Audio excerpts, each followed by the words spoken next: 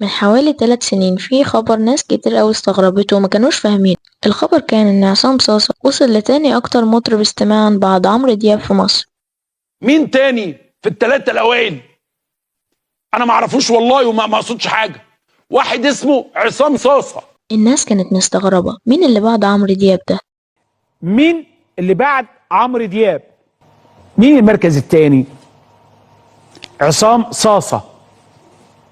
طب حسن شاكوش احنا عارفينه، وحمو بيكا برضه احنا عارفينه، أمال مين عصام صاصا ده؟ ازاي يكون مطرب تاني أكتر استماع في مصر والناس مش عارفاه؟ ده اللي هو ازاي يعني؟ فقلت خلاص يا عم بلاش المركز التاني. عصام صاصا أكتر استماعا في مصر لا لكل المنصات في 2023. عن أغنية عصام صاصا مش شاركني بيكو. انت كنت مش عارف تقراها يعني هنسمع عنها ازاي؟ ناس برضو لسه مش عارفين مين عصام صاصا. انا بكلمك عن خبر بقاله كتير شوية. انا بكلمك عن اكتر واحد الناس بتسمعه في مصر، وازاي الناس مش عارفين. عصام صاصا اخد جايزة افضل مطرب مهرجانات في مصر في 2023، وعموما دي كانت تاني سنة على التوالي انه ياخد الجايزة دي. ففكرت مع نفسي شوية ازاي واحد اسمه عصام صاصا في اخر 4 سنين كان بيتحط ضمن افضل مطربين في العالم، وخد جايزة أحسن مغني مهرجانات في مصر 2 على التوالي، وأغانيه معدية مئات الملايين، وكمان أغلب أغانيه بتطلع ترند زي أغنية مسا مني ليكو.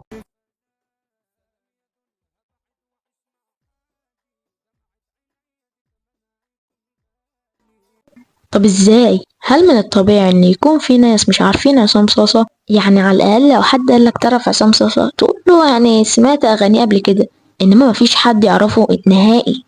ده وصلت لدرجة ان العسيلي قال انه ما يعرفوش مع انه مطرب زيه. العسيلي طلع وقال متصدر جميع المنصات واحد ما يعرفوش اسمه عصام صاصا.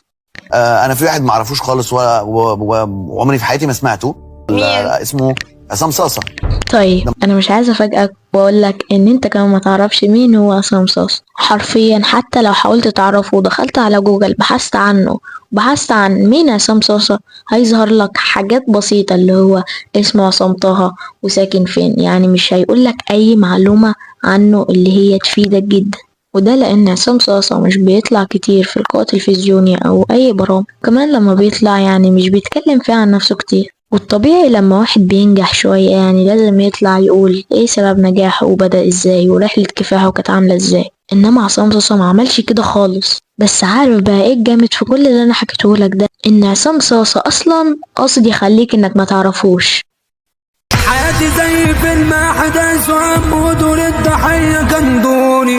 عصام صاصا انا بشوفه ان هو من اذكى مطربين المهرجانات في مصر، لان عصام صاصا عارف وفاهم هو بيعمل ايه وليه اصلا مش بيحاول يجيب معلومات عنه. وعلى فكرة عصام صاصا حسبها صح، اقولك ازاي؟ لان 99 من المغنيين بيطلعوا فوق فوق خالص وفي الاخر بينزلوا تاني، انما عصام صاصا كان بيطلع فوق لكن مش سهل ان هو ينزل. هو صاصا جه قالك لا، هاتلي كل الجامدين اللي كانوا قبلي عشان اتعلم منهم وايه الغلطات اللي خلتهم ينزلوا تاني. وعموما هو اتعلم من كل اللي كانوا قبله مش مغنيين بس. يعني عندك مثلا عمرو دياب كان طول حياته الفنية اللقاءات اللي عملها يعني يتعدوا على الصوابع، وده هو السبب ان هو رقم 1 في جميع المنصات. عصام صاصا عمل ايه بقى؟ اتعلم الدرس من عمرو دياب. عصام صاصا مش بيتكلم كتير في التلفزيون، هو تقريبا مش بيتكلم خالص، فهو قالك ايه يا انا يا باشا مش طالع خالص. وحتى لما خد جايزة افضل مطرب مهرجانات المفروض يعني ان هو يطلع يقول كلمة بعد ما ياخد الجايزة. المتوقع ان هو يقول يعني انا عملت ايه عشان اوصل للمكان ده، بس لا، عصام صاصا طلع وقال انا بشكر كل اللي وقفوا جنبي وبشكر اهلي بس، وقام واخد الجايزة وماشي. مبدئيا حابب اشكر كل نجوم الوطن العربي وكل نجوم مصر اللي منورينا النهارده، وبعد الجائزه دي لام رحيم ورحيم. شكرا. ولو المذيع مثلا وقفه وقعد يسأله أسئلة إجابته بتبقى على قد السؤال بالظبط. طب بتشوف بقى الانتقادات اللي بتتقدم لمطربين كلهم ناس اخواتنا عادي وفوق دماغ. عصام صاصا مع كل الأرقام اللي وصل لها دي تقريبا الإعلان الوحيد اللي وافق إن هو يعمله كان إعلان لفودافون، وكان طالع بصوته بس يعني ما طلعش بوشه أصلا. محسوبك عم الغلابة طول في سقية في دنيا غابة، بني آدمين دول ولا ديابة كله عايز مني حاجة. طب مثلا لو جينا بصينا على اللي هما أكتر 2 عملوا أرقام وكده، أكيد هيجي في دماغك اسمين معروفين جدا. أول إجابة هتيجي في دماغك هما اوكا اورتيجا. اوكا اورتيجا تقريبا مفيش حد يعني في مصر كلها ما سمعوش. تقريبا فرصة انك تكون مش عارف مين هما اوكا اورتيجا دي 1%. طب سؤال مهم، هما فين دلوقتي؟ مفيش حد يعرف يفسر لك هما ليه اوكا اورتيجا اختفوا. ممكن تلاقي حد يقولك ان هما انفصلوا مثلا وكل واحد بدأ يغني لوحده، بس لا، بس اسمع حمو بيكا قال عليهم ايه. ما بقوش موجودين، اختفوا لما سابوا بعض. غير كده الناس دي على الميديا مش متواصله مع الناس يعني. بس لو هتسألني انا، ان اوكا اورتيجا يعني ما كانش في حد قبلهم يشوفوا ايه الاخطاء ويتعلموها منه. اجيب لك من الاخر، اوكا اورتيجا هما اللي كان بيتجرب فيهم عشان المغنيين الناشئين يتعلموا من اخطائهم، لغاية اما جت فترة في مصر ما كانش حد بيسمع اوكا اورتيجا. ليه السبب؟ لان اشكال المهرجانات بدأت تتغير وبدأ يجي اغاني جديدة، فالناس يعني اتعودوا على ستايل اوكا اورتيجا، فبدأوا انهم يسمعوا الستايلات الجديدة اكتر. زي ما انت شفت كده، وصلوا لمرحلة نجاح عالية جدا وطلعوا فوق جدا، لكن للأسف نزلوا تاني، وهي دي اللي أنا بقولكوا عليها. والناس خلاص بدأت تزهق من الجو ده، يعني بدأوا يسمعوا حاجات تانية وما عادوش بيركزوا مع اوكا اورتيجا خالص. صاصا جه بقى عمل ايه؟ قالك لا، انا هتعلم من اللي قبلي، الناس بتزهق بسرعة، خد تنوع للصبح. تقريبا كل مهرجانات صاصا متنوعة وفيها نسبة تنوع، مش بيثبت على حاجة معينة. عايز تفرح هتلاقي، عايز تزعل هتلاقي، عايز رومانسي هيعمل لك، موال اغني لك. يا اخي ده وصل لدرجة ان هو غنى اغاني مش مهرجانات اصلا. يعني مثلا عندك اغنية ما تقوليش كان غصب عني، دي مش مهرجان، دي اغنية. فهو عموما ما عندوش مانع ان هو يخرج بره سياق المهرجان، ان هو مش محدد نفسه في حتة معينة. بس المشكلة في الحتة دي ان يبقى فيها شوية ريسك، لان انت بتبقى زانق نفسك في حتة معينة وبتبقى زنقة كبيرة قوي، ممكن في لحظة تخسر كل حاجة. هتقولي يعني ايه؟ مش فاهم. عايزك تركز معايا ان اغلب الناس اللي غنت واتشهرت هتلاقيهم في الغالب جامدين في نوع معين بس، انما صاصة غير كده خالص. يعني مثلا روبي الوقت يعني مش سهرة خالص. روبي جت فترة عليها ان هي كانت مغنية اللي يعني اغلبية مصر كلها بتسمعها، لانها كانت مركزة في ايه؟ في رتم معين. انما عصام صاصة لحد دلوقتي الناس كلها بتسمعه لانه متنوع، بيعمل اغنية حزن واغنية فرح كده، يعني ده اسمه تنوع. وزي ما انت شفت ان الذكي هو اللي مش بيزنق نفسه في حتة معينة. يعني ويجز مثلا قفش الموضوع ده، قالك ايه؟ محدش يحشرني في يعني حاجة معينة، ستايل معين يعني، وقال انا بحب اجرب كل شوية حاجة جديدة وبتعلم.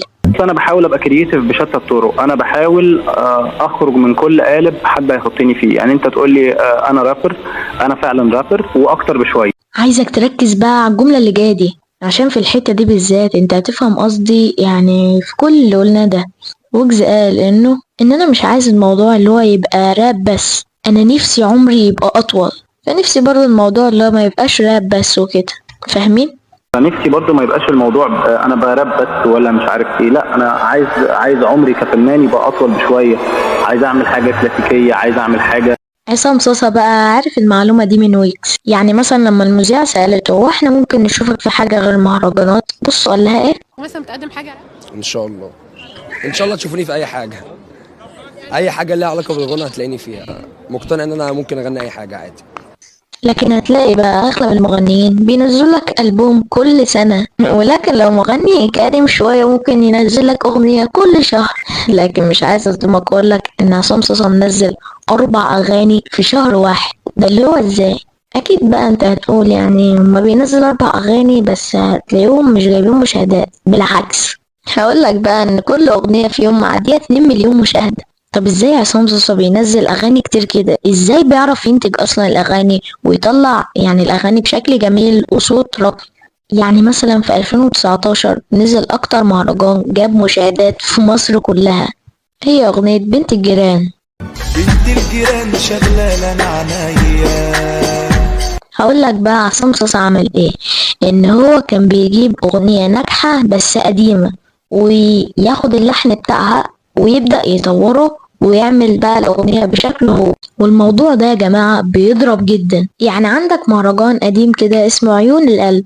عيون القلب سهرانة، والأغنية دي أصلا متاخدة من أغنية نجاة الصغيرة بس شعبي. عيون القلب سهرانة. فعصام صاصا ايه؟ اتعلم، جرب الخلطة وبالفعل نجحت معاه. اصحى معايا بقى في الحتة اللي جاية دي، مهرجان ما بلاش بكاسة. لحنها جاي من أغنية روبي جانب هداوة. وكمان مهرجان ممنوع حد يقرب منك. ممنوع حد يقرب منك يا وحش الكون يا سابي سنك. لحنها جاي من أغنية وردة أنا بتونس بيك. وساعات بتمنى اني اشوفك او حتى اشوف منك طيفة. وكمان مهرجان يا قلبي لا ما حبيتكش. قاعد وبحسب السنين زعلت كم فرحت كمان. لحنها جاي من أغنية حمزة نمرة من رياح الحياة. تهب يا رياح الحياة دايما بما لا اشتهي. عصام صاصا حرفيا أذكى مطرب مهرجانات جه في مصر. كله سابني بقيت لوحدي دنيا بيني وبينها تحدي. والفيديو ده أنا عامله عشان أثبت لك إنك ما تعرفش عصام صاصا، وحبيت أعرفك شوية حاجات عنه كده.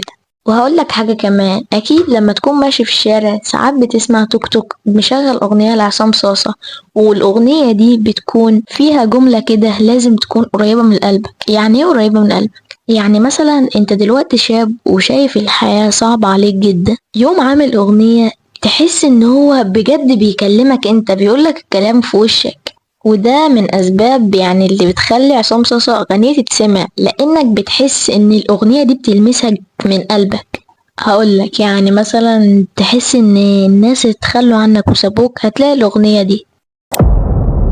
كله سابني بقيت لوحدي دنيا بيني وبينها. ولو صاحبك راح كلم حبيبتك من وراك هتلاقي الأغنية دي. حرفيا انا ممكن اعمل لك فيديو ساعة كاملة اقول لك الاغاني اللي عصام صاصا بينزلها بجد بتلمسنا قد ايه، واقول لك كل الاغاني اللي نزلها وانت لما تسمعها هتعرف ان هي قريبة من ناس كتير جدا، من التعب بقى والبهدلة والفرح، ومثلا حبيبتك سابتك، يعني حاجات كتير كده. سوري، حبيبتك سابتك. من اشهر حاجات اللي شهرت المهرجانات هي ان المطرب بيغني تحس يعني يا ابني انت فيك بجد المشكلة اللي فيا ولا ايه. فزي ما قلت لك ان عصام صاصا يتكلم يعني عن 90% من مشاكل الحياة اللي واجهت اي شاب واي واحد نفسه يبقى حاجة. فبنسبة كبيرة اوي يعني عصام صاصا ينزل اغنية هتيجي معاك حتة منها انك عايشها في الواقع.